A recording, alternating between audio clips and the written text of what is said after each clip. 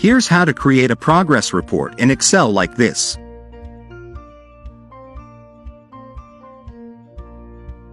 First, let's customize the Developer tab. Click the arrow in the Access toolbar, choose More Commands, then click Customize ribbon, and select the Developer tab. If you already have this tab in your Excel, you don't need to do this step. Then click OK. Now, the Developer tab is part of our ribbon. Next, go to the Developer tab, click Insert, choose Checkbox in the Form Controls, and delete these words. Make adjustments in your cell to calculate the desired result. Then copy the checkbox down to where you want to display your data. Next, hover your mouse over the checkbox, right-click, and choose Format Control. In the Control section, ignore the values as they will be automatically determined. The important part is the cell link, where we can link our formula. In the cell link, click the cell where your checkbox is located and click OK. Apply the same process to the other checkboxes.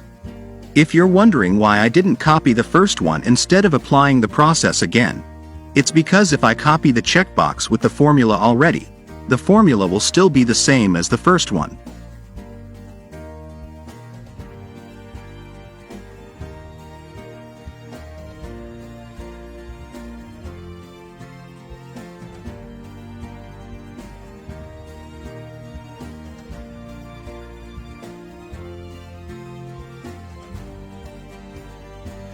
Now, if you check this box, you will see the word true, and if you uncheck it, it will show false. If you want to hide it, you can change the font color. Just highlight your checkbox, go to the font section, and change the font color. I'm going to choose this color. Now, the words true and false are not showing anymore. Next, let's create a formula for our progress bar using the average function.